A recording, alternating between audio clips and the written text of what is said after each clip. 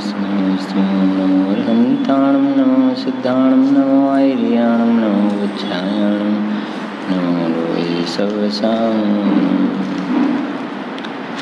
નમઃ સમય સારાય સ્વાનુભૂત્યા ચકાસતે ચિત્સ્વભાવાય ભાવાય સર્વભાવાંતરચ્છિદે વંદિતુ સર્વસિદ્ધે ધ્રુવમચલમનોમમ ગતિં પત્તે ગોચ્છામિ સમય પાહુર્મોષ કેવલીભ્યં નમઃ શ્રીવર્ધમાનાય નિર્ધૂતકલિલાત્મને શાલોકાનાં ત્રિલોકાનાં યદ્વિદ્યાદર્પણાય તેમ મોક્ષમાર્ગસ્ય નેતારં ભેતારં કર્મભૃવૃતાં જ્ઞાતારં વિશ્વતત્ત્વાનાં વંદે તદ્ગુણલબ્ધયે.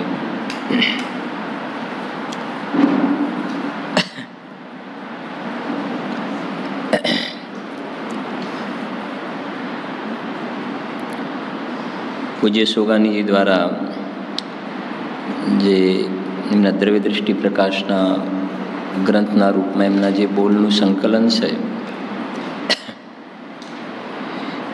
એમાં છેલ્લા સ્વાધ્યાયમાં આપણે જે બોલ જોયા હતા એના પાઠ કરીએ છીએ. પહેલાં પેજ નંબર છે 13, બરાબર છે ને? 49 નંબરનો બોલ છે. વિકલ્પથી અને મનથી કરેલો નિર્ણય સાચો નથી. પોતાની તરફ દ્રષ્ટિનું તાદાત્મ્ય કરવાથી જ પોતાથી કરેલો નિર્ણય સાચો નિર્ણય છે. પહેલાં વિકલ્પથી અનુમાનથી નિર્ણય થાય તેમાં પણ લક્ષ્ય તો અંતરમાં ઢળવાનું જ હોવું જોઈએ. 50 નંબર છે. હું તો અડગ છું, કોઈથી ડગવાવાળો નથી. જેમ આ દેહાકારમાં સ્થિત આકાશ અડગ છે, હાલતું ચાલતું નથી, તેમ હું પણ અડગ છું. 51 નંબર છે. અંતરમાં આનંદના ગુંડળા પીતા બહારમાં આવવું ગમે જ કોને? બહારમાં આવતા તો બોજો જ બોજો લાગે છે. 52. ચોથા ગુણસ્થાનમાં નિર્વિકલ્પ અનુભવ કેટલા સમયના આત્રે આવતો હશે? સમાધાન: એ રીતે અનુભવના કાળની કોઈ મર્યાદા નથી. એ તો વિશેષ અશુભમાં હોય તો કાળ લાંબો પણ હોય ને શુભમાં હોય તો જલ્દી પણ અનુભવ થાય. કોઈને મહિનામાં 10 વાર પણ થઈ શકે છે. 53. ચૈતન્યની ઘાસડી હું જ છું એવી પકડ થઈ જવાથી મતિ જ્ઞાન શ્રુતિ જ્ઞાન અંતરમાં ઢળી જાય છે. તેથી અંતરમાં ઢળવાનું ઉપદેશમાં કહેવામાં આવે છે. જે મતિ જ્ઞાન શ્રુતિ જ્ઞાન તત્વને આત્મસન્મુખ કરવાનું એવું કહેવામાં આવે છે. કહેવામાં એવું હોતું નથી, ખરેખર તો એ અંદર થઈ જાય છે. 54. હું વર્તમાનમાં જ સમજણનો પિંડ છું. 55 નંબરની થોડી વાત કરી હતી આપણે, જોઈએ હવે. અસાતાના ઉદયમાં સમ્યક દૃષ્ટિને દુઃખનું વેદન થાય છે, પરંતુ પોતાના સ્વભાવની અધિકતાના વેદનમાં તે દુઃખની ગૌણતા થઈ જાય છે.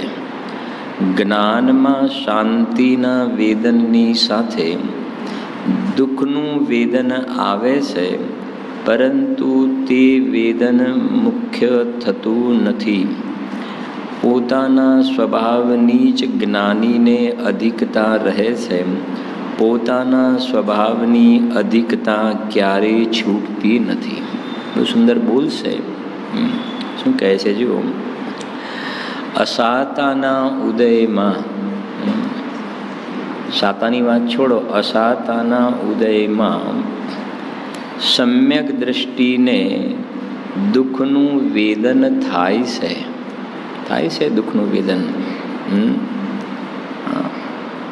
બિલકુલ દુઃખનું વેદન થતું જ નથી તો પછી કેવલી ભગવાન અને સમ્યક દૃષ્ટિમાં અંતર ના રહ્યો. આપણે આવો એક શબ્દનો પણ પ્રયોગ કરીએ.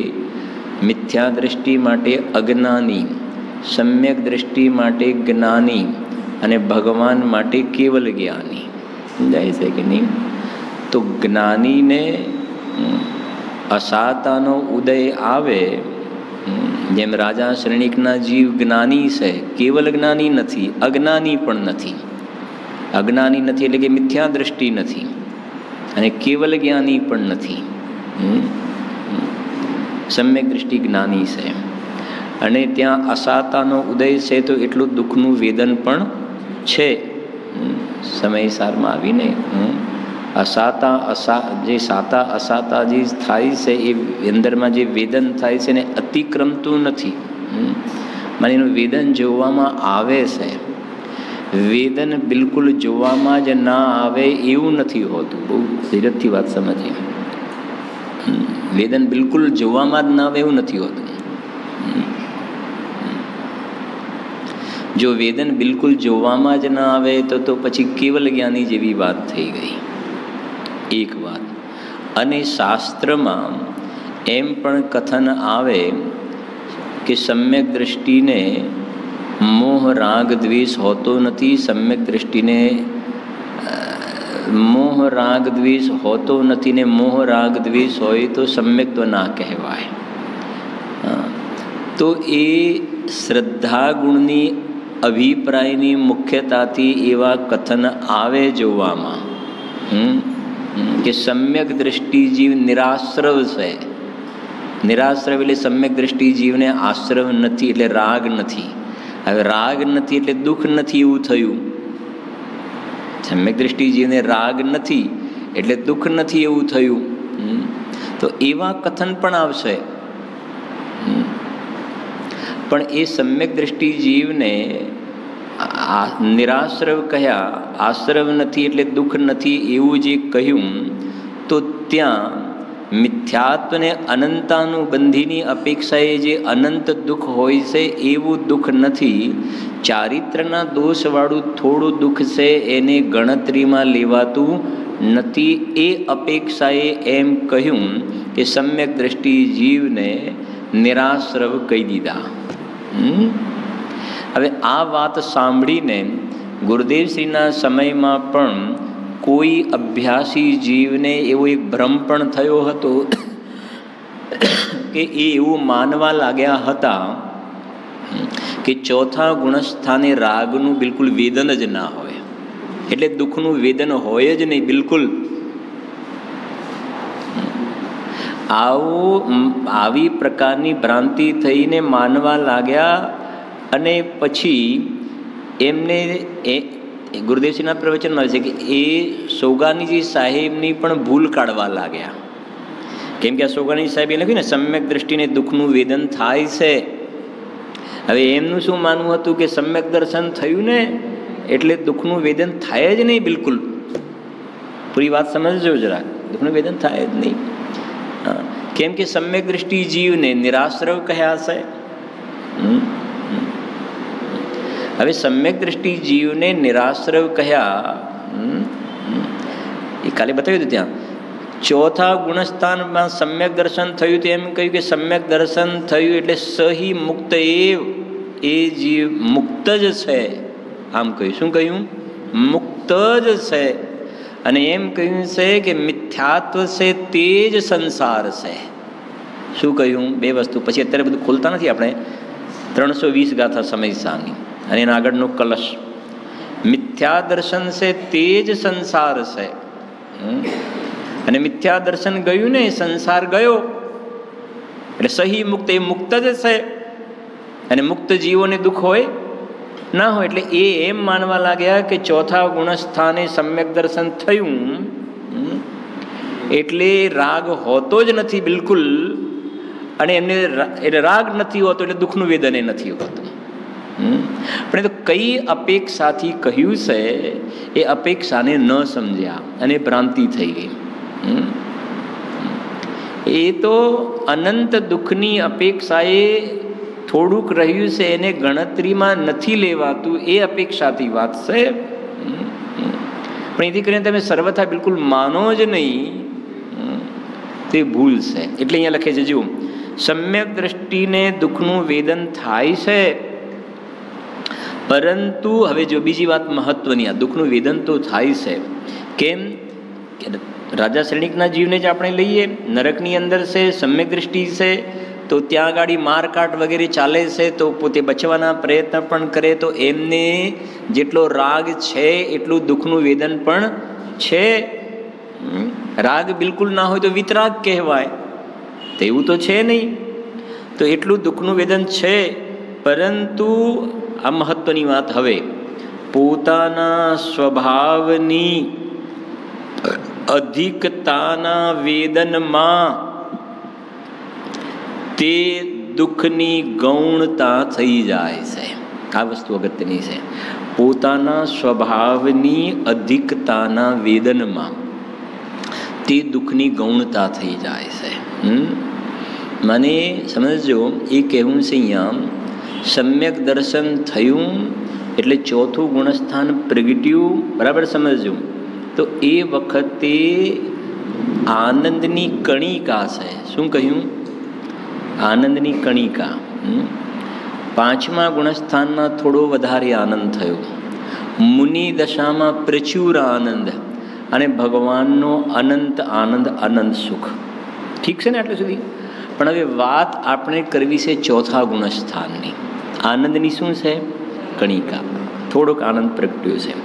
પણ હવે એ બતાવવું છે કે ચોથા ગુણસ્થાનમાં આ આનંદની કણિકા થઈને એ જે વેદન થયું, એ વેદન એ એવા પ્રકારનું છે કે પછી બહારમાં નરકની અંદર એવા ગમે તેવા પ્રતિકૂળ સંયોગો હોય સમ્યક દ્રષ્ટિ જીવને, પણ એ આનંદની કણિકાના વેદનની સામે એ પેલા ઉદયની સાથે જેટલું જોડાવું થાય ને અહીંયા રાગ થાય, એ જે દુઃખ થાય, એ દુઃખ એ આનંદની કણિકાની સામે કશું ગણતરીમાં નથી.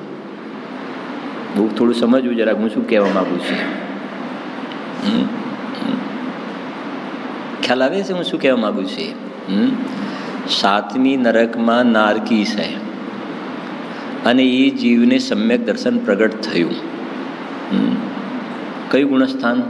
ચોથું. કેટલી ચોકડી કઈ? એક. બરાબર છે ને? અનંતાનુબંધી ગઈ ને, મિથ્યાત્વ અનંતાનુબંધી ગઈ. હવે 3 ચોકડી કસાય છે, અપ્રત્યાખ્યાન, પ્રત્યાખ્યાનને સંજોલન. રાગ છે કે નહીં? ગઈ કેટલી? એક. છે કેટલી? 3. તો 1 અને 3, 3 મોટા, 3ની સંખ્યા મોટી, 3 છે ને 1 ગઈ, એટલે ગભરાવાની જરૂર નથી. હજુ 3 છે, 3 છે, 3 છે, 3 છે. મારે સમજાવવું છે. ડરવાની જરૂર નથી. હા, 1 ગઈ છે ને? કઈ ગઈ? મિથ્યાત્વ અનંતાનુબંધી ગયા ને? તો શું પ્રગટ થયું છે અહીંયા? સમ્યક દર્શન.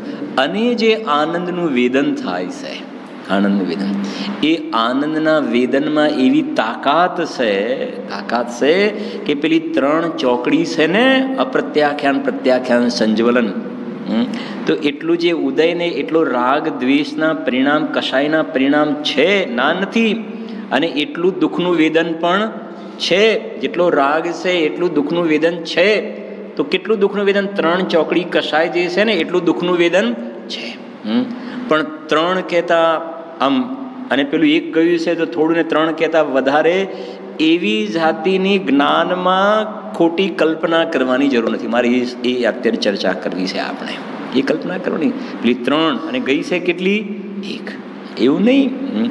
અરે આ 1 ચોકડી ગઈ ને, મિથ્યાત્વ અનંતાનુબંધી ગઈ ને, સમ્યક દર્શન થયું, અને એ આનંદનું વેદન એવું હોય છે.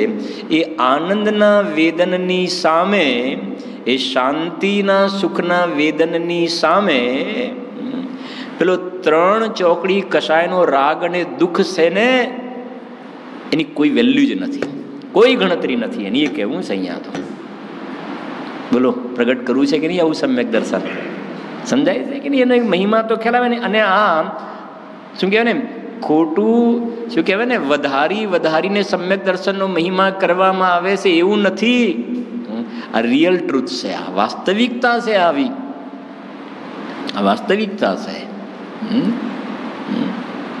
એટલે તો દોલતરામજી લખ્યું, બહાર નાર કી કૃત દુઃખ ભોગે અંતર સુખરસ ઘટાઘટી. શું કહ્યું?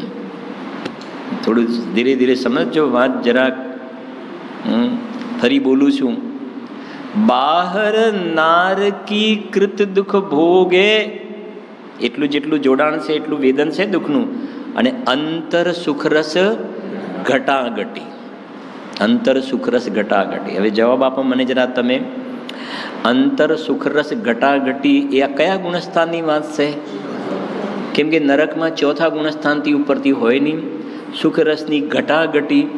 હવે મારો પ્રશ્ન તમને એ છે કે ચોથા ગુણસ્થાનમાં આનંદની કણિકા હોય કે ઘટાઘટી હોય? સમજાય છે કે જો તમે સમજશો તો ખ્યાલ આવશે. આનંદની કણિકા હોય કે ઘટાઘટી હોય? ઘટાઘટી મુનિરાજને હોય કે ચોથા વાળાને હોય? સમજણ પડે છે કે નહીં? કે હમણાં તો તમે 10 મિનિટ પહેલા એમ કહેતા કે ચોથા વાળાને આનંદની કણિકા અને મુનિરાજને પ્રચુર આનંદ. હવે દોલતરામજીનું જ આધાર લઈને તમે બોલ્યા છે, અમારાથી વધારે તો બોલાય નહીં. કે બહાર નારકી કૃત દુઃખ ભોગે અંતર સુખરસ ઘટાઘટી. અંતર સુખરસ વાત તો ચોથું જ ગુણસ્થાન છે, કેમ કે નરકની વાત છે. અને અંતરની ઘટાઘટી તો એ તો સમજવાનું છે કે સમજો. એક એ બતાવવું છે કે બહારમાં આવી પ્રતિકૂળતાઓ છે, ક્ષેત્ર સંબંધની પ્રતિકૂળતાઓ. જેમ અહીંયા પેલા વોટર પાર્કની અંદર શું કહેવાય, પેલા પાણીમાં પડ્યા રહે ને, એમ ત્યાં વૈતરણી નદીમાં પડ્યા રહે છે ને ત્યાં. સમજો કે ક્ષેત્ર સંબંધનું દુઃખ, શરીર સંબંધનું દુઃખ, અને ત્રીજી નરક સુધી તો જાય છે અસુરકુમારના દેવો. અને એ સિવાય નીચે નરકોની અંદર લડાઈ, કેવાય પ્રકારના દુઃખ હોય છે, એકબીજાને મારકાટ વગેરે કરે. હવે એવા બધા જે પ્રતિકૂળ સંયોગો જે છે, હવે સમજો, એની સામે સમ્યક દ્રષ્ટિ જીવ માટે એમ કહ્યું કે આનંદની ઘટાઘટી. ઘટાઘટી શબ્દ વાપર્યું. બહારમાં બધા અનુકૂળ સંયોગો હોય કે આનંદની ઘટાઘટી, એવું નથી કહ્યું. પ્રતિકૂળ સંયોગોની સાથે જોડાણ છે તો એટલું દુઃખનું વેદન છે, એ જ વખતે આનંદની ઘટાઘટી પણ છે.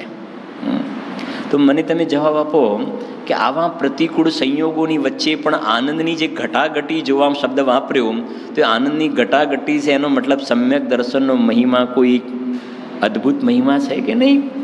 અદ્ભુત મહિમા છે.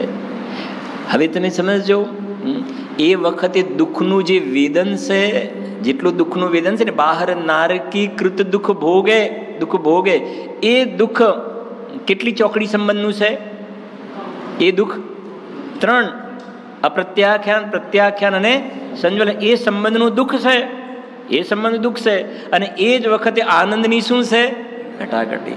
દુઃખ પણ છે ને આનંદની ઘટાઘટી છે. હવે તમે જવાબ આપો કે દુઃખ જે છે એ કેટલી કસાયોનું ફળ છે? 3. અને આનંદની ઘટાઘટી છે એનું ફળ છે? સમજાય છે કે નહીં? મિથ્યાત્વ અનંતાનુબંધી ગઈ ને સમ્યક દર્શન, એમ આનંદની ઘટાઘટી છે. સમજી ગયા કે નહીં? એટલે કહેવાનો આશય એ છે કે સમ્યક દર્શન થયું ને પછી રોવાના દિવસો ગયા. સમ્યક દર્શન થયું પછી અમે એવું નથી કહેતા કે સમ્યક દર્શન થયા પછી સમ્યક દ્રષ્ટિ જીવને રાગનું દુઃખનું વેદન બિલકુલ નથી હોતું, અમે એમ નથી કહેતા. એગ્રી છે દુઃખનું વેદન, પણ શું કહે છે જુઓ, પરંતુ પોતાના સ્વભાવની અધિકતાના વેદનમાં. સમજી ગયા ને? પોતાના સ્વભાવની અધિકતાનું વેદન, અંદરમાં આત્માના આશ્રય જે શુદ્ધતા પ્રગટી છે એના વેદનમાં પેલું દુઃખનું પણ વેદન છે. સમજે? બંને દુઃખનું પણ વેદન અને આત્માના આશ્રય જેટલી શાંતિ સુખ પ્રગટ્યું એનું પણ વેદન, જેને 2 ધારા કહીએ છીએ આપણે. 2 ધારા. કઈ 2 ધારા? જ્ઞાન ધારા ને કર્મ ધારા. સમજાય છે કે નહીં? હા, તો જેટલી વીતરાગતા પ્રગટી છે ને એટલી જ્ઞાન ધારા છે, અને બીજી રાગ છે એટલી કર્મ ધારા. એટલે દુઃખની ધારા ને સુખની ધારા 2 છે. સુખની ધારામાં 1 ચોકડી ગઈ છે, અને દુઃખની ધારામાં કેટલી છે? 3. પણ 3 ભલે હોય, મેં કહ્યું 3 ને જોઈને ડરવાની જરૂર નથી. હું તમને એક વાત પૂછું, કે કોઈની પાસે 10-10 રૂપિયાની 3 નોટો હોય. 10-10 રૂપિયાની કેટલી નોટ છે? 3. અને બીજાની પાસે 2000ની 1 નોટ છે. બોલો હવે, અરે આની પાસે તો 3 નોટ છે. 3. અરે તું 3 શું જોવે છે? સમજી ગયા ને? હવે દ્રષ્ટાંત તો ક્યાંથી લાવવા? 3 નોટ છે. 3.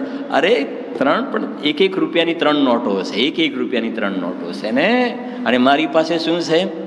2000ની નોટ છે. વધારેની હોત તો વધારે કહેતા આપણે, 2000ની છે ને વધારેમાં વધારે આપણે. હા, તો મારી પાસે 2000ની નોટ છે ને. આ 1-1 રૂપિયાની 3 નોટ 3 શું કરે છે? હા, એમ કહે છે 3 ચોકડીનો ઉદય, 3 ચોકડીનો ઉદય, 3 અરે 3 છોડ ને 3 ચોકડી. મારી પાસે સમ્યક દર્શનની 2000ની નોટ છે. સમજાય છે કે નહીં? એટલે કોઈ ચિંતાનું કારણ છે નહીં. પેલી ભલે ને હોય, મારી પાસે આ છે, વજન આનું છે. હા, સમજી ગયા કે નહીં? શાસ્ત્રમાં જીનવાણીમાં સમ્યક દર્શનનો મહિમા એમને આટલો બધો નથી ગાયો કે ચોથા ગુણસ્થાન વાળાને પણ મોક્ષ કહી દીધો. જેમણે પહેલા કહ્યું ને સહી મુક્ત, કાલે આપણે દીધું હતું ને ત્યાં. ચોથા ગુણસ્થાને મોક્ષ. તમે કઈ માપમાં તો બોલો. અરે અમે માપમાં જ બોલીએ છીએ. તને માપની ખબર નથી. માપમાં જ બોલીએ છીએ. ભાવ તો થોડો એવો છે, કહી દો જરાક. આ તો વાત છે એટલે કહ્યું હતું ને કાલે ત્યાં કહ્યું કે આ સ્વિચ અહીંયા બંધ કરી દઈએ પછી પંખો શું થાય? થોડી વાર સુધી શું થાય? બરાબર છે ને? એ ફરે છે ને થોડી વાર સુધી. એ બંધ થવા માટે ફરે છે કે ફરવા માટે ફરે છે? હા, બંધ થવા માટે ફરે છે ને, ફરવા માટે નથી ફરતો. હવે થોડુંક આગળ કે સ્વિચ બંધ કરીને પછી તમને એમ બે અપેક્ષા સમજજો ભાઈ. સ્વિચ બંધ કરી પછી તમને પંખો એમ દેખાય છે કે બંધ થવા માટે ફરે છે, પણ અમે તો કહીએ છે બંધ જ દેખાય છે અમને. જાઓ. શું હવે સમજાય છે કે નહીં? સ્વિચ બંધ થઈ ગઈ ને, બંધ થવા માટે ફરે છે એવું ઢીલું બીલું નહીં, બંધ જ છે. કેમ કે તમે ચાલુ બંધ કરો એટલે તો બંધ થઈ જવાનું છે. ચાલુ છે કે બંધ છે, ચાલુ છે કે બંધ છે એટલે બંધ થઈ જશે. સમજણ પડે છે કે નહીં? સ્વિચ બંધ થઈ ગઈ માટે બંધ જ છે. નહીં હજુ અરે એ બધું ગણતરીમાં લેવાતું નથી. વાત સમજાય છે કે નહીં? બંધ જ છે. સમજી ગયા ને? એમ સમ્યક દર્શન થયા પછી ચારિત્રનો દોષ થોડો બંધ. અરે સમ્યક દર્શન થયું એટલે મુક્ત જ છે. અમને તો મોક્ષ જ દેખાય છે. એનું મુક્ત જ છે. ગુરુદેવ શ્રી બોલો મુક્ત જ છે. સમજાય? સોગાનીજી સાહેબ મુક્ત જ છે. શ્રીમદજી મુક્ત જ છે. સમજાય છે કે નહીં? મુક્ત જ છે. અરે પણ આ એક બીજું દ્રષ્ટાંત જે સમયસારમાં લખ્યું છે, તમને વધારે થોડું એનું ભાવભાષણ થશે. કે મોટો દરિયો છે, દરિયો સમુદ્ર મોટો. એ દરિયાની અંદર બધું પાણી સુકાઈ ગયું ને એક બિંદુ રહ્યું, ખાલી એક બિંદુ. તો એક બિંદુ રહ્યું એને દરિયો કહેવાય કે ના કહેવાય? નહીં પણ અરે શું પણ પાગલ છે ને? દરિયાનું બધું પાણી એક બિંદુ રહ્યું ને. હવે એક બિંદુ કોઈ ગણતરીમાં ના લેવાય. હવે દરિયો કહેવાય ના કહેવાય? પણ પેલું એક બિંદુ, અરે સમજાય છે? મૂર્ખ છે. એમ એ કેવું છે કે મિથ્યા દર્શન છે તે જ સંસાર છે. ભાવિનભાઈ સમજાય છે કે નહીં? હા, મિથ્યા દર્શન છે તે જ સંસાર છે.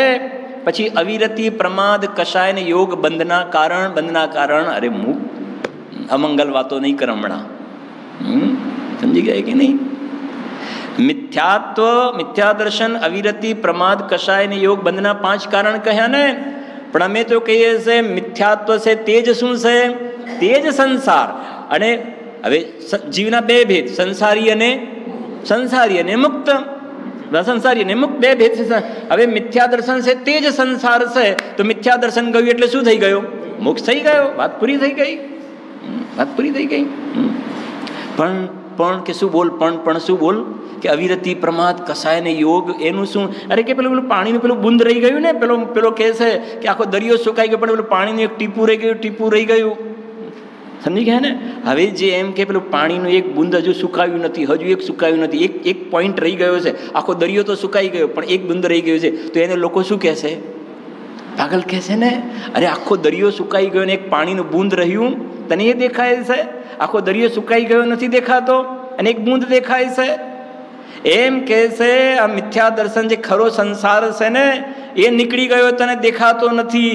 અને એક આવો નાજુક પોઈન્ટ રહી ગયો છે ને, ચારિત્રના દોષ વાળો, સાધારણ કાંઈ ગણતરી ના કહેવાય, તને એ દેખાય છે? તને એ દેખાય છે? નથી કહેતા પેલો ભરેલો ગ્લાસ ને ખાલી ગ્લાસ, એવું કહે છે ને. હવે કહે છે કે તને આખો સંસાર ખતમ થઈ ગયો ને એ નથી દેખાતો, એક નાનો પોઈન્ટ તને દેખાય છે. એટલે એમ કહ્યું સમય સારની ને સર્વશુદ્ધ જ્ઞાન અધિકારની અંદર સમ્યક દર્શન થયું ને, એટલે મિથ્યા દર્શન છે તે જ સંસાર છે. એટલે સમ્યક દર્શન થયું એટલે જે મુક્ત જ છે. મુક્ત છે એમ નથી લખ્યું, સહી મુક્ત એવ, એ મુક્ત જ છે. સમજી ગયા કે નહીં? આ શૈલી છે અધ્યાત્મની. આવી બધા પડખા સમજવા જોઈએ. હવે સમજો કે એ નરકની અંદર સમ્યક દર્શન થઈ ગયું ને, રાજા શ્રેણિકના જીવ શું છે બોલો? મુક્ત જ છે, મુક્ત જ છે. પણ પછી અહીંયા આવશે ત્યાંથી, અને પછી એમના ગર્ભ કલ્યાણક, પછી જન્મ કલ્યાણક, પછી તપ કલ્યાણક, પછી શ્રેણી માંડવાની થશે અને બાકીના બધા કર્મોને ભસ્મીભૂત કરવાના. હજુ એ બધું ચારિત્રના દોષવાળું જે રહ્યું એ બધું તો બાકી છે. અને પછી શ્રેણી માંડશે, પછી 4 ઘાતી કર્મનો ક્ષય, પછી 4 અઘાતી કર્મનો ક્ષય, પછી સિદ્ધ દશા પ્રગટ થાય ને પછી મોક્ષ થાય. અત્યારથી તમે મોક્ષ કહો છો કે હવે વાત એ છે કે તું જે બધું લિસ્ટ બતાવ્યું ને, લિસ્ટ બતાવ્યું તે બધું બરાબર છે. અને એ લિસ્ટ બતાવ્યું એટલું દુઃખનું વેદન એમને છે, તું જે કહે છે. અને અહીંયા આવ્યા પછી પણ ચારિત્રનો દોષ જ્યાં સુધી શ્રેણી માંડે ને અબુદ્ધિપૂર્વકનો રાગ એટલું છે, પણ એ કહે છે કે આ જે છે આ સમ્યક દર્શન થતાં આનંદની જે ગટાગટી થાય છે એની સામે પેલું કશું જ ગણતરીમાં લેવાતું નથી. વાત તો આ છે, આ વાત છે, મહત્વની વાત છે. કેટલાય દ્રષ્ટાંતો છે, આપણે નથી જતા વધારે, પણ તમે સમજતા હશો કે ગુરુદેવશ્રીનો આપણા ઉપર કેટલો અનંત અનંત ઉપકાર છે. કે આનું મહિમા સમજાવ્યું છે. કાલે ત્યાં એક વાત પણ કરી હતી. અત્યારે સંસારી, અત્યારે સ્વાધ્યાયમાં, અને આ વાત બેસી ગઈને કોઈ જીવ રાત્રિ અંદરમાં ભેદ વિજ્ઞાનનો અભ્યાસ કર્યો, ઘરે જઈને પણ થઈ શકે, ખ્યાલ આવે છે, અંદરમાં આત્માનો અનુભવનો અભ્યાસ કર્યો અને સવારે આવ્યો તો કહે છે કે મારો તો મોક્ષ થઈ ગયો. મારો તો શું થઈ ગયો? સવારે 4 વાગે મારો મોક્ષ થઈ ગયો. અરે 4 વાગે મોક્ષ, તમે અહીં આવ્યા છો ને, ક્યાંથી મોક્ષ થયો તમારો? તમે કહો છો મારો મોક્ષ થઈ ગયો સવારે 4 વાગે, તમે આવ્યા ક્યાંથી અહીંયા? અરે કહે છે થઈ ગયો, હવે થઈ ગયો મોક્ષ. સુગાની સાહેબનો થઈ ગયો ને મોક્ષ. રાત્રે સમિતિના રૂમમાં બેઠા કરે સંસાર, અને સવાર પડતા પડતા એમનો શું થઈ ગયો? મોક્ષ. તો પછી વૈમાનિકમાં ગયા નહીં, આવશે ને એ બધું છોડ, એ બધી વાતો નહીં. એ બધું છે, પણ એ કહે છે કે આ સમ્યક દર્શન થતાં જે આનંદનું વેદન થાય છે એની સામે એની કોઈ ગણતરી નથી. એ વાત કરે છે. આ બોલ બહુ ઊંચો બોલ છે, એટલે થોડોક ટાઈમ લીધો આપણે એની અંદર. જો પરંતુ પોતાના સ્વભાવની અધિકતાના વેદનમાં તે દુઃખની શું થઈ જાય છે? ગૌણતા થઈ જાય છે, ગૌણતા થઈ જાય છે.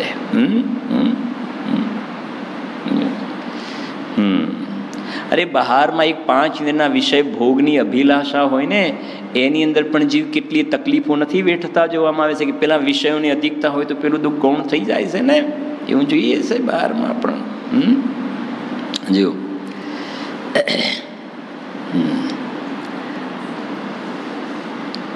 જ્ઞાનમાં શાંતિના વેદન, સાંભળજો, જ્ઞાનમાં શાંતિના વેદનની સાથે સાથે દુઃખનું વેદન આવે છે, ના નથી, પરંતુ તે વેદન મુખ્ય થતું નથી. સમજી ગયા ને? આવે છે, એ જ્ઞાનનો વિષય છે, જણાય છે, પણ એ મુખ્ય નથી. કેમ કે અમે તો મુખ્ય એવા ભગવાન આત્માને મુખ્ય કર્યો છે, એટલે દુઃખ પણ શું થઈ ગયું? ગૌણ થઈ ગયું છે, ગણતરીમાં નથી લેવાતું. પોતાના સ્વભાવની જ જ્ઞાનીને અધિકતા રહે છે, એની જ ઉર્ધ્વતા રહે છે. પોતાના સ્વભાવની અધિકતા ક્યારેય છૂટતી નથી, નિરંતર એની મુખ્યતા રહે છે, એની સામે પેલું કોઈ ગણતરીમાં લાગતું નથી એમને. આ ભાવ છે આ બોલનો. સમજાઈ ગયો ને? એટલે દુઃખનું વેદન બે વસ્તુ મૂકી દીધી. દુઃખ સાધક દશા છે તો જેટલી અસ્થિરતા છે એટલું દુઃખનું વેદન છે પણ ખરું, ના નથી. પણ એ દુઃખનું વેદન હોવા છતાં આત્માની અનુભૂતિ છે, એની સામે એ દુઃખના વેદનની કોઈ ગણતરી કરાતી નથી. બે વસ્તુ થઈ ગઈ ત્યાં આગળ. હા, બસ થઈ ગઈ ને. 1,99,999 ચૂકવાઈ ગયા તો 1 રૂપિયો જે છે એ કશી કોઈ એની કિંમત બાકી નથી. એ ખ્યાલ આવે છે કે કોમ્પ્યુટર બતાવે 1 રૂપિયો બાકી છે, એમ કરણાનો યોગ બતાવશે કે આટલું બાકી. પણ દ્રવ્યાનો યોગ તો કહે છે કે જાઓ જાઓ તમે જાઓ, જાઓ જાઓ જાઓ તમે. ખ્યાલ આવે છે કે નહીં? દ્રવ્યાનો યોગ કે જાઓ તમે, મોક્ષ થઈ ગયો તમારો. હા હા, એ શૈલી એ છે. કરણાનો યોગ કહે છે પેલો 1 રૂપિયો બાકી છે, હજુ ચારિત્રનો દોષ, ચારિત્રનો દોષ. તો એ કે પ્રોબ્લેમ સોલ્વ થઈ જશે, વાંધો નથી, એ મોટો ઇસ્યુ નથી. જો 56 સાંભળજો. જ્યારે દ્રષ્ટિ પોતાના સ્વભાવમાં પ્રસરી જાય છે ત્યારે 5 સમવાય પોતાના જ્ઞાનમાં જ્ઞેય થઈ જાય છે. સમજી ગયા કે નહીં? સમવાય 5 કહ્યા ને, 5 સમવાય. એક પોતાનો સ્વભાવ, ત્રિકાલી સ્વભાવ. બીજા નંબરમાં સ્વભાવના આશ્રય થવા વાળો પુરુષાર્થ, બરાબર છે કે નહીં? ત્રીજા નંબરમાં એ સ્વભાવ સન્મુક્તાનો પુરુષાર્થ થયો ને, એ વખતે પર્યાયની અંદર જે સમ્યક દર્શન જ્ઞાન ચારિત્રની પ્રાપ્તિ થઈ એ હતી જીવની હોનહાર, એનું ભવિતવ્ય. અને જે સમયે રત્નત્રય પ્રગટ થયા ને, જે એ થઈ એની કાલ લબ્ધિ. અને એ સમ્યક દર્શન થયું એ વખતે બહારમાં દર્શન મોહનીય કર્મનો ઉપશમ આદિ જોવામાં આવે, થઈ ગયું નિમિત્ત. 5 સમવાય થઈ ગયા. સમજાય છે? ફરીથી જ્યારે જીવની પર્યાયમાં સમ્યક દર્શન પ્રગટ થયું ને તો એ વખતે 5 સમવાય થઈ ગયા. સમ્યક દર્શન પ્રગટ થયું કે તે સ્વભાવનું અવલંબન છે કે નહીં? સ્વભાવનું અવલંબન આવી ગયું ને. અને સમ્યક દર્શન પ્રગટ થયું ને તો એ થઈ ગયો પુરુષાર્થ. કેમ? કેમ કે સ્વરૂપની રચના થઈ, એ થઈ ગયો પુરુષાર્થ. અને ભવિતવ્યતાને કાલલબ્ધિને સમજી લો. ભવિતવ્યતાને કાલલબ્ધિ, ભવિતવ્યતાને હોનહાર પણ કહેવાય. ભવિતવ્યનું બીજું શું નામ છે? હોનહાર. એમ કે આવું કેમ થયું? તો કે એવું જ થવાનું હતું માટે થયું. સમજો, આવું કેમ થયું? અહીંયાથી હમણાં તો હાલ ગયા, 15 મિનિટે નથી થઈને એકદમ એક્સિડન્ટ થયો ને આવું બધું થઈ ગયું. આવું કેમ થઈ ગયું? તો બોલો, આવું કેમ થઈ ગયું? કે એવી જ હોનહાર હતી. સમજી ગયા ને? એને શું કહીશું? હોનહાર જ એવી હતી. અથવા બીજી કે એવું જ ભવિતવ્ય હતું. શું કહીશું? એવું જ શું હતું? ભવિતવ્ય. અથવા એવી જ હોનહાર હતી. એવી જ હોનહાર હતી માટે એવું થયું. આપણો પ્રશ્ન હોય છે ને સામાન્ય, આવું કેમ થયું? કે આજે પ્રવચન બંધ કેમ રહ્યું? કોઈને પ્રશ્ન, આજે પ્રવચન બંધ કેમ રહ્યું? તો એવી જ હોનહાર હતી. સમજાય છે કે નહીં? આ હોનહાર તરફથી કથન કરું છું, હોનહાર તરફથી. કે હમણાં અડધો કલાક તમે જોડે બેસીને સ્વાધ્યાય કરે, છૂટા પડ્યા અને સમાચાર આવે કે ત્યાં ગાડી ગઈને એક્સિડન્ટ થયું ને એમનો દેહ છૂટી ગયો. કે આવું કેમ થયું? એવી જ શું હતી? એ જીવની શું હતી? હોનહાર હતી. આ એક સમવાય ભવિ, એવી જ હોનહાર. અને કે પહેલાંય ના થયું, પછી ના થયું, અને અત્યારે જ કેમ થયું? કે શું હતી એની? એ સમયની શું હતી? કાલલબ્ધિ હતી. કાલલબ્ધિ હતી. કમસે કમ કહેવાય ને કે ભાઈ આ એક ગુરુદેવ શ્રીનો જન્મ જયંતિનો મોટો પ્રસંગ હતો અને પછી આવી ઘટના ઘટી હોત તો વાંધો નહોતો. પણ હા, એમના ઘરનો પ્રસંગ હતો ને આમ હતું આમ હતું, પણ આવું અત્યારે કેમ થયું? આવું થયું એ છોડી દો, આવું થયું એ હોનાર, અત્યારે કેમ થયું? એના કરતાં પછી થયું હોત તો હા, તો કહે છે કે અત્યારે એની શું હતી? એ કાર્ય થવાની શું હતી? કાલલબ્ધિ હતી. આપણે ક્યારેક દ્રષ્ટાંત આપીએ છીએ એના માટે, કેમ કે આ તો બરાબર છે, પણ આ જલ્દી તમને ખ્યાલ આવશે. ઘરે લગ્નનો પ્રસંગ હોય, સમજી ગયા ને? હા, લગ્નનો પ્રસંગ છે અને પછી નક્કી કર્યું છે કે દાખલા તરીકે સમજો 15 તારીખ છે, લગ્નની તારીખ છે, અને આપણે 10-15 દિવસ પહેલાં 1લી તારીખથી પ્લાનિંગ કર્યું છે કે ભાઈ 15 તારીખે લગ્ન છે, તો 13 તારીખે આપણે સવારે આવા કપડાં પહેરીશું, સાંજે આવા પહેરીશું, 14મીએ સવારે આવા, 14મીએ સાંજે આવા, 15મીએ સવારે આવે, 15મી સાંજે આવા. ખ્યાલ આવે છે કે નહીં? હા, એનું અંદરમાં પ્લાનિંગ કર્યું હોય ને આ પ્રમાણે. અને 12મીએ રાત્રે જ ઘરની અંદર કોઈ એવી ખરાબ ઘટના ઘટી ગઈ, મરણ થઈ ગયું કોઈનું, ઘટના ઘટી ગઈ. હવે લગ્ન લેવું તો જરૂરી જ હતું, એમાં તો ચાલે એવું હતું નહીં, કોઈ બીજા ઓપ્શન નહોતા, જે કોઈ કારણ હતા એ. તો આને શું થાય? એના કરતાં તો 3-4 દિવસ પછી થયું હોત. મને એ પેલો માણસ મરી જાય ને એની સાથે કોઈ મતલબ નથી, મરે એનો વાંધો નથી, પણ 4 દિવસ પછી મર્યો હોત તો વાંધો નથી. એને તો તકલીફ એ છે કે અત્યારે મારા બધું પેલો પહેરવાનો બધો પ્રોગ્રામ હતો કે આ સવારે આ સાંજે આ, સમજાય છે કે નહીં? એનું નામ છે જગતમાં બધા સ્વાર્થના સગા છે. શુદ્ધ દારા હોય ન સીરી સબ સ્વાર્થ કે હે, પોતાના પ્રયોજન, ટોડરમજી સાહેબ લખ્યું ને, પોતાના પ્રયોજનની સિદ્ધિ થતી ન જોવામાં આવે તરત જ એ પોતાનું મોઢું ફેરવી લેશે. સ્વાર્થ, સમજી ગયા કે નહીં? તો એ કહે છે કે અઠવાડિયું કાઢી નાખ્યું હોત તો સારું હતું એમને. સમજાય છે કે નહીં? હવે છે કે આ ટાઈમે જ આવું કેમ થયું? તો શું હતી? એ સમયની કાલલબ્ધિ હતી. અને આવું જ કેમ થયું? સમજાય છે ને? એમને કિડનીનો પ્રોબ્લેમ કેમ થયો? કેન્સરનો પ્રોબ્લેમ જ કેમ થયો? હાર્ટનો પ્રોબ્લેમ જ કેમ થયો? એવી શું હતી એ જીવની હોનહાર જ એવી હતી. અને હવે સમજો, સમ્યક દર્શન થયું તો એક તો સ્વભાવ આવી ગયો, પુરુષાર્થ આવી ગયો, હોનહાર, કાલલબ્ધિ, અને પછી 5મા નંબરમાં સમ્યક દર્શન થયું તો આ બાજુ દર્શન, મોહનીય ક્રમનો ઉપશમ વગેરે પણ જોવામાં આવશે. એ 5 સમવાય થઈ ગયા, નિમિત્ત 5 સમવાય.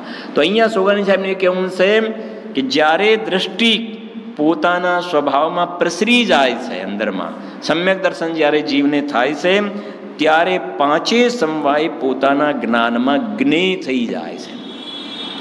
એનો મતલબ જ્યાં સુધી જીવને સમ્યક દર્શનની પ્રાપ્તિ નથી ને ત્યાં સુધી એને 5 સમવાય લાગુ પડતા નથી. સ્વભાવ હોવા છતાં એનો સ્વીકાર નથી. ગુરુદેવ કહે કારણ પરમાત્મા પણ કોને? જે એનો સ્વીકાર કરે એને. બરાબર છે કે નહીં? સ્વભાવ પછી પુરુષાર્થ ક્યાં રહ્યો? નહીં. સમ્યક દર્શન ના થયું તો હોનહારનો પ્રશ્ન નહીં, કાલલબ્ધિ પણ ના રહી ને કર્મના ઉપશમ આદિ પણ ના રહ્યા. સમજાય છે કે નહીં? એટલે કહ્યું છે દ્રષ્ટિ પોતાના સ્વભાવમાં પ્રસરતા 5 સમવાય પોતાના જ્ઞાનમાં જ્ઞેય થઈ જાય છે. 5 સમવાયિક વિષય છે આવો. જેવું હા 57 આગળ સાંભળજો, બહુ સારું બોલ છે. અજ્ઞાની ઉત્પાદ વ્યયની સાથે સાથે ચાલ્યું જાય છે. ઉત્પાદ વ્યય એટલે ખ્યાલ આવે છે ને? ઉત્પાદ વ્યય એટલે નવીન પર્યાયનું ઉપજવું એ ઉત્પાદ, અને એ જ વખતે જૂની પર્યાય નષ્ટ થવી એને વ્યય કહેવાય. જેમ કે સમ્યક દર્શનનો ઉત્પાદ અને એ જ સમયે મિથ્યા દર્શનનો વ્યય. સમજી ગયા ને? અજવાળાનો ઉત્પાદ અને અંધારાનો વ્યય, 2 વસ્તુ થઈ ગઈ ને. અજ્ઞાની ઉત્પાદ વ્યયની સાથે સાથે ચાલ્યું જાય છે. પરિણામના ઉત્પાદ વ્યય થતા પર્યાય દૃષ્ટિ હોવાથી પોતાનો જ ઉત્પાદ વ્યય અનુભવે છે. અને જ્ઞાનીએ નિત્ય દ્રવ્યમાં પોતાનું અસ્તિત્વ સ્થાપ્યું છે. તેથી ઉત્પાદ વ્યયની સાથે ચાલ્યો જતો નથી, પરંતુ ઉત્પાદ વ્યયને જાણી લે છે. શું સમજ્યા આ બોલની અંદર? જો ઉત્પાદ વ્યય અને ત્રીજો કયો શબ્દ આવે છે?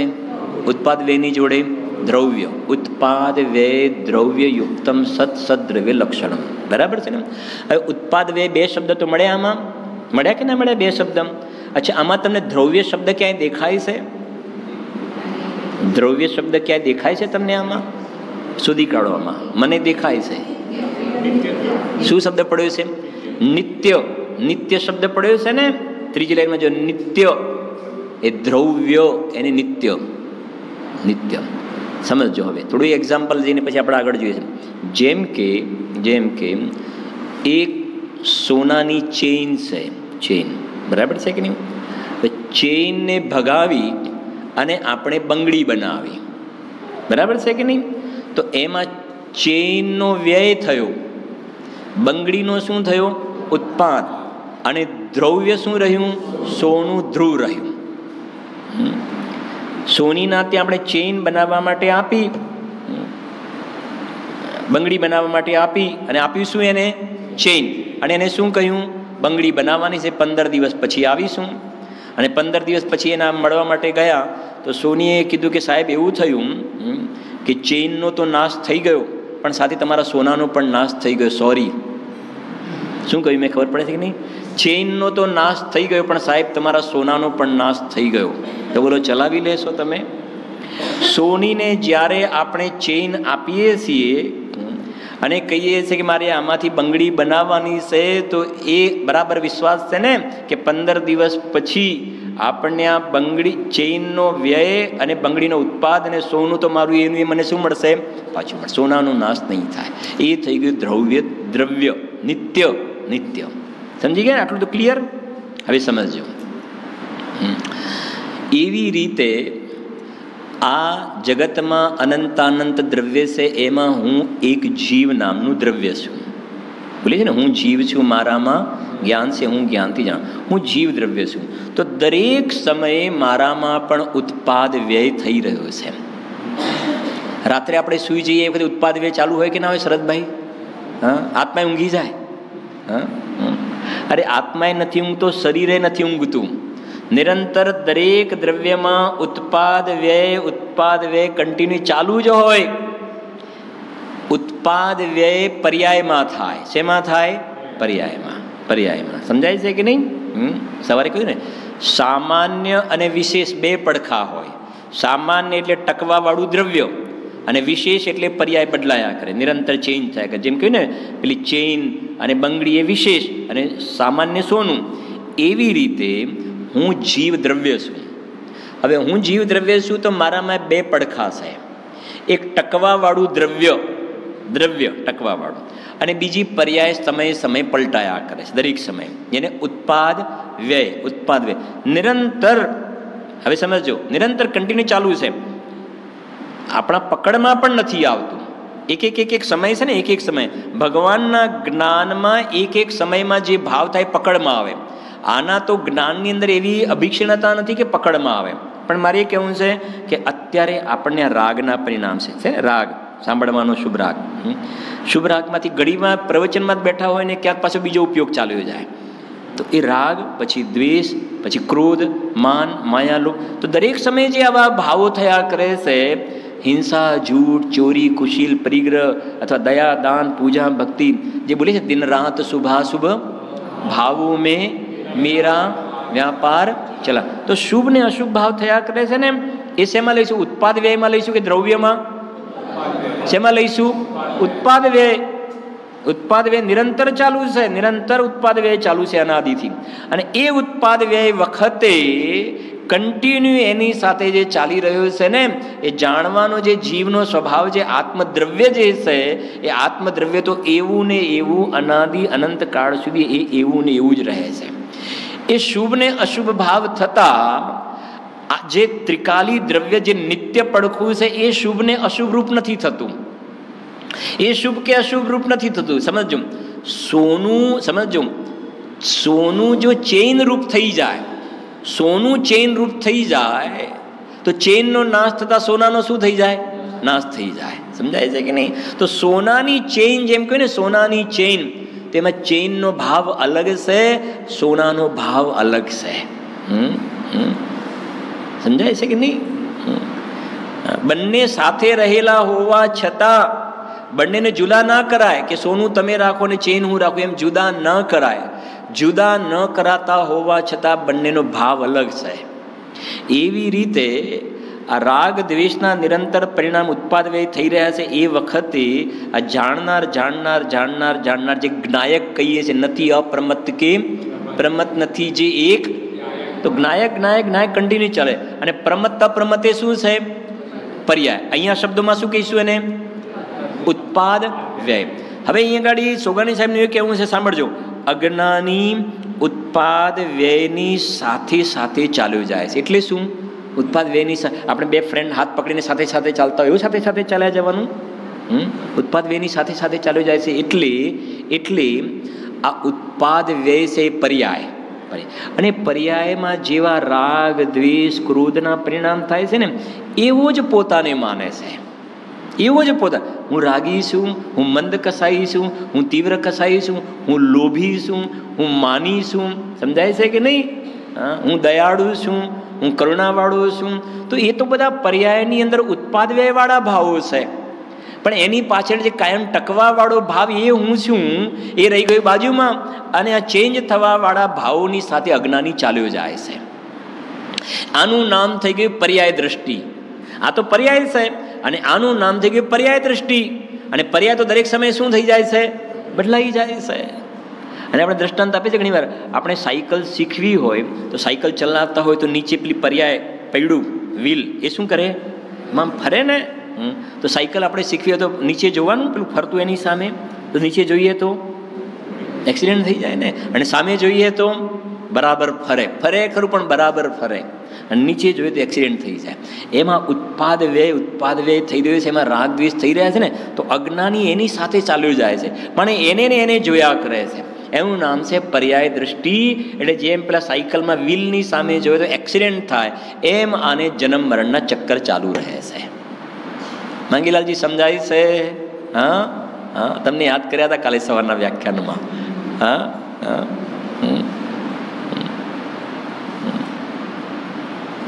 કહ્યું હતું, જો તમને કદાચ કોઈ વાત તો કરી હશે, કરી નહીં કોઈએ તમને વાત નથી કરી, ચાલો સાંભળી લો.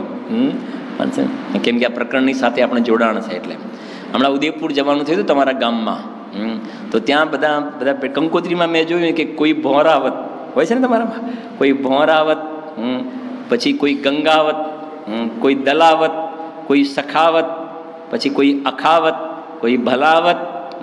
બરાબર છે કે નહીં? તો મેં પછી બધાને ત્યાં પૂછ્યું કે આ કોઈ ભોરાવત છે, કોઈ દલાવત છે, કોઈ અખાવત છે, કોઈ સખાવત છે, કોઈ ભાદાવત છે. તો મેં પૂછ્યું આમાં કોઈ યથાવત છે કે નહીં? સમજાય? આમાં કોઈ યથાવત છે કે નહીં? દીપકભાઈ મેં પૂછ્યું ત્યાં આગળ યથાવત. તો બધા વિચાર પડે કે પછી બધા અભ્યાસી છે ને, અભ્યાસી તો કે હા બરાબર છે. તો પછી મેં પૂછ્યું કે બોલો તમે ભોરાવત છો કે દલાવત કે યથાવત? કે હું યથાવત. ભોરાવત ને દલાવત નહીં. માંગીલાલ સમજાય ને? તમે અખાવત કે યથાવત? માંગીલાલજી બોલો, અખાવત કે યથાવત? સમજાય છે કે નહીં?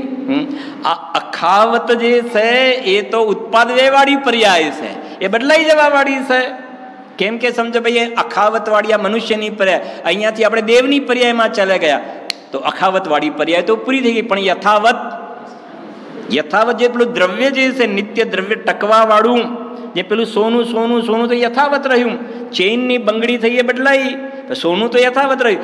એમ યથાવત જે જ્ઞાયક ભાવ નિત્ય દ્રવ્ય છે એ તો શું છે? યથાવત. સમજાય છે કે બોલો ભાઈ? હા, અખાવત કે યથાવત? હવે હું તમને બધાને પૂછું છું, બોલો તમે ભોરાવત છો કે દલાવત છો, અખાવત છો કે યથાવત? આપણે કોણ છીએ? યથાવત. અને સોગાનીજી સાહેબનું એ જ કહેવું છે કે આને યથાવત ઉપર દ્રષ્ટિ નથી નાખી. હા, અને આ ઉત્પાદ વ્યય જે બધી પર્યાયો છે એના સામે દ્રષ્ટિ રાખે છે અને બદલાયા જાય છે ને, જેના માટે ટોડરમલજી સાહેબે બહુ સરસ શબ્દ વાપર્યો સમ્યક તો સન્મુખના પ્રકરણમાં. હું ભ્રમથી ભૂલીને પ્રાપ્ત પર્યાયમાં તન્મય થયો. હું ભ્રમથી ભૂલીને પ્રાપ્ત પર્યાયમાં શું થઈ ગયો? તન્મય. જે પર્યાય થઈ એમાં તન્મય થઈ ગયો. પરંતુ આ પર્યાયની સ્થિતિ તો થોડા જ કાળની છે. આ મનુષ્ય પર્યાય કેટલો ટાઈમ? સંજયભાઈ, કેટલો ટાઈમ મનુષ્ય પર્યાય? સમજાય છે કે નહીં? હા રાકેશભાઈ, હા આપણે ઘણી વાર કહીએ છીએ જેટલા કાઢ્યા એટલા કાઢવાને બાકી નથી રહ્યા એક રીતે. આ સ્ટુડન્ટ આ પર્યાય તો થોડા ક્ષણની છે. આ પંડિતજીને કેવું છે ને, અહીંયા આગળ સોગણી સાહેબને, આમ તો જીવની ઉત્પાદ વ્યયવાળી પર્યાય, પણ અસમાન જાતિ પર્યાય તરફથી કહે તો કે હું મનુષ્ય છું, હું ડૉક્ટર છું, હું એન્જિનિયર છું, સમજાય છે ને, હું કલેક્ટર છું. અરે કહે છે કે તું ઉત્પાદ વ્યયની સાથે ચાલ્યો જાય છે, ઉત્પાદ વ્યયની સાથે. અને તમને એક કહેવત તો બધાને ખબર હશે, ઉતર્યો અમલદાર. શું છે કહેવત? ઉતર્યો અમલદાર કોળીનો.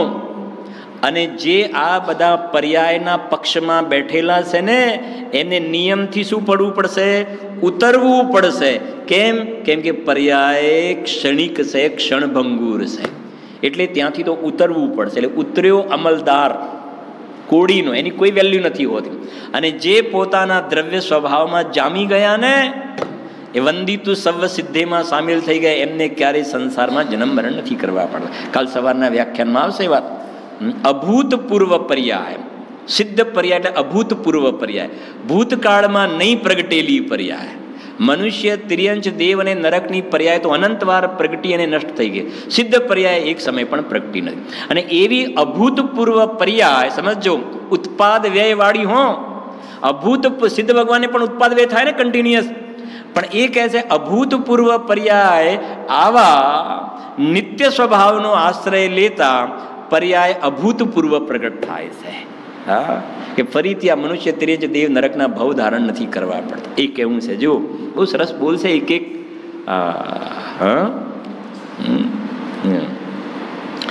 પરિણામના ઉત્પાદ વ્યય થતા, કૌંસમાં વાંચ્યું છું, સાંભળજો. પરિણામના ઉત્પાદ વ્યય થતા પછી શું લખ્યું છે? પર્યાય દ્રષ્ટિ હોવાથી પોતાનો જ ઉત્પાદ વ્યય અનુભવે છે. પર્યાય દ્રષ્ટિ હો, પર્યાયનું જ્ઞાન અલગ છે. બહુ શાંતિથી સમજો, પર્યાયનું જ્ઞાન અલગ. પર્યાય દ્રષ્ટિ એટલે શું? પર્યાય જેવડો જ પોતાને માનવો. ને હું મનુષ્ય છું, હું પુરુષ છું, હું શેઠ છું, હું રાજા છું. તો એ માન્યતામાં એવું માન્યું ને, એ પર્યાય દ્રષ્ટિ.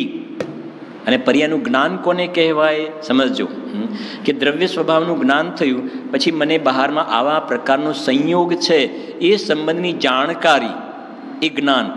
આ હું નહીં, સમજાય છે કે નહીં? એની યથાર્થ કે ભાઈ આ પર્યાયનો આવો સ્વાંગ છે ને થોડા સમય સુધી રહેવા પડે, એ પર્યાયનું પ્રોપર જ્ઞાન કહેવાય, પ્રમાણ જ્ઞાન કહેવાય.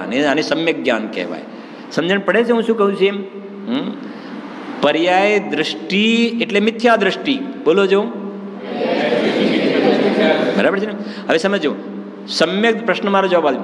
સમ્યક દ્રષ્ટિ જીવને પર્યાય દ્રષ્ટિ હોય કે પર્યાયનું જ્ઞાન હોય? પર્યાયનું શું હોય? જ્ઞાન. સમજી ગયા કે નહીં? પર્યાય દ્રષ્ટિ ના હોય. જો પર્યાય દ્રષ્ટિ હોય તો મિથ્યા દ્રષ્ટિ થઈ ગયું. અને જો પર્યાયનું જ્ઞાન ના હોય તો પણ મિથ્યા જ્ઞાન કહેવાય. શું કહ્યું? ફરીથી, પર્યાય દ્રષ્ટિ હોય તો મિથ્યા દ્રષ્ટિ, અને જો પર્યાયનું જ્ઞાન ના હોય તો એ જ્ઞાનને કેવું કહેવાય? મિથ્યા જ્ઞાન કહેવાય. સમજી ગયા કે નહીં? સિમ્પલ છે ને, અઘરું નથી. જેમ સાયકલ ચલાવતા સામે જોતા હોઈએ એ વખતે નીચે વ્હીલ ફરે છે, એનું જ્ઞાન હોય કે ના હોય? જ્ઞાન હોય કે ના હોય? હોય. એ બાજુ જોવાય ખરું કે નહીં? જો જોવા જઈએ તો શું થવાય? પડી જવાય. અને એ સંબંધનું જ્ઞાન ના હોય તો એ ખોટું પડે. જો એ તમને એક દ્રષ્ટાંત આપું ક્રિકેટનું, એટલે જલ્દી ખ્યાલ પણ આવશે. આપણે કદાચ ક્યારેક આપેલું હશે. ક્રિકેટ રમવાવાળો વ્યક્તિ જ્યારે ક્રીઝ ઉપર જ્યારે બેટિંગ કરવા માટે જાય, જ્યારે એ વખતે એના હાથમાં જે બેટ છે પેલા બરાબર જોવે. બરાબર છે કે નહીં? બેટ જોવે, પછી કોણ ફિલ્ડર ક્યાં છે, આજુબાજુ બધું જોવે ને, સ્લીપમાં કોણ છે ને, આ બાજુ બધું જોઈ લે, બધું બરાબર. પછી જ્યારે સામેથી બોલ આવે, સમજજો, એ વખતે, બરાબર છે, હવે ક્લિયર થઈ ગયું ને? હા, એ વખતે ધ્યાનથી સમજજો. આ પર્યાય દ્રષ્ટિ અને પર્યાયનું જ્ઞાન, આનો જવાબ મળી જશે તમને. એ વખતે એ કોની સામે જોવે છે? માત્ર ને માત્ર કોની સામે જોવે છે? બોલની સામે. અચ્છા, એ વખતે કોણ ક્યાં ઊભું છે એ જોવા જાય તો સમજાય છે કે નહીં? બેટની સામે જોવા જાય તો સમજી ગયા ને? તો કે છે કે એ વખતે એની સામે નહીં જોવા જાય. અચ્છા, એ વખતે એની સામે નથી જોતો ને, તો પેલી એ બાજુ જોવે તો સંયોગની દ્રષ્ટિ, પર્યાય દ્રષ્ટિ થઈ ગઈ. અચ્છા, હવે બોલની સામે જ જોવે છે એ વખતે કોણ ક્યાં ઊભું છે, આગળ પાછળ, એનું જ્ઞાન છે કે નહીં? છે ને જ્ઞાન. બરાબર, એના જ્ઞાનમાં એ વસ્તુ પડેલી છે. ખ્યાલ આવે? જો એ સંબંધીનું જ્ઞાન ના હોય તો ખોટું. અને બોલને મારતી વખતે એ બાજુ જોવે તો પણ ખોટું. એમ પર્યાયની સામે જોવે તો પણ ખોટું, અને પર્યાય સંબંધી જાણકારી ન હોય તો પણ એ ભાવ પડ્યો છે. હજુ આ તો ગુરુદેવસિંહનો અનંત ઉપકાર છે કે આવા દ્રવ્યાન યોગના અધ્યાત્મના ગ્રંથોને પણ આવી સરળતાથી આપણે સમજી શકીએ. અને વધારે શું કહીએ, ટોડરમલજી સાહેબે લખ્યું, મોક્ષ માર્ગનો મૂળ ઉપદેશ તો અધ્યાત્મના ગ્રંથોમાં છે. 4 અનુયોગમાં મોક્ષ માર્ગનો મૂળ ઉપદેશ અધ્યાત્મના ગ્રંથોમાં છે. સમજી ગયા કે નહીં? હા, મને અધ્યાત્મના ગ્રંથોના એટલે વેવાઈના ઘરની મીઠાઈ. સમજાઈ ગયા કે નહીં? હા હા, એવું સાહેબ. જો પર્યાય દ્રષ્ટિ હોવાથી પોતાનો જ ઉત્પાદ વ્યય અનુભવે છે. મને હું મરી ગયો, સમજી ગયા ને? તન ઉપજત અપની ઉપજ જાન તન નશત આપકો, એનું નામ ઉત્પાદ વ્યયની સાથે ચાલ્યું જાય. હું મરી ગયો, મારો શું થયો? જન્મ થયો. સમજાય છે કે નહીં? બર્થડે ખ્યાલ આવે છે કે મારો જન્મ થયો, ઉત્પાદ વ્યયની સાથે ચાલ્યો જાય. તો પછી આપણે મહાવીર જયંતિનું પર્વ તો ઉજવવાના છીએ. અરે મહાવીર જયંતિનું પર્વ મહાવીર ભગવાનનો જન્મ થયો એટલે નહીં, પણ એ જન્મમાં એમને જન્મ મરણના નાશ કરવાનું કાર્ય કર્યું એટલા માટે. સમજાય છે કે નહીં? હજુ મને તાવ આવ્યો, મને આમ થાય, એવું જે માને છે ને, માનવું, એનું નામ એક સમયની પર્યાય જેવડો પોતાને માન્યો. અને જ્ઞાનીએ નિત્ય દ્રવ્યમાં, એટલે દ્રવ્ય જે ધ્રુવ છે એમાં પોતાનું શું કર્યું છે? અસ્તિત્વ સ્થાપ્યું છે. થઈ ગઈ ને મોટી વાત? આને અસ્તિત્વ શેમાં સ્થાપ્યું? હું શેઠ છું, હું ડૉક્ટર છું, હું એન્જિનિયર છું, એમાં પોતાનું અસ્તિત્વ સ્થાપ્યું. જ્યારે જ્ઞાનીએ હું ભગવાન આત્મા છું, હું કારણ પરમાત્મા છું, એમાં પોતાનું અસ્તિત્વ સ્થાપ્યું છે. તેથી ઉત્પાદ વ્યયની સાથે ચાલ્યો જતો નથી, પરંતુ ઉત્પાદ વ્યયને શું કરે છે? જાણી લે છે. ઉત્પાદ વ્યયનું એક ભેગું નામ આપો તો શું આપશો તમે? ઉત્પાદ વ્યયનું એક ભેગું નામ પર્યાય. ઉત્પાદ વ્યય પર્યાયની હોય છે, પર્યાયમાં ઉત્પાદ. પરંતુ હવે ઉત્પાદ વ્યયને જાણી એની જગ્યાએ શું કહી શકીએ આપણે? કોને જાણી લેશે? પર્યાયને જાણી લેશે, પણ પર્યાયની સાથે ચાલતા નથી, પર્યાયની સાથે ચાલ્યો જતો નથી. મને હું મરી ગયો માનતા નથી. આવા પ્રકારનો સુંદર બોલ છે. તો જે કહેવાય ને, પર્યાયની દ્રષ્ટિ છોડી અને દરેક જીવો દ્રવ્ય દ્રષ્ટિ પ્રગટ કરે અને અલ્પકાલમાં કૃતકૃત્ય દશાને પ્રાપ્ત થાય, એવી મંગલ ભાવના.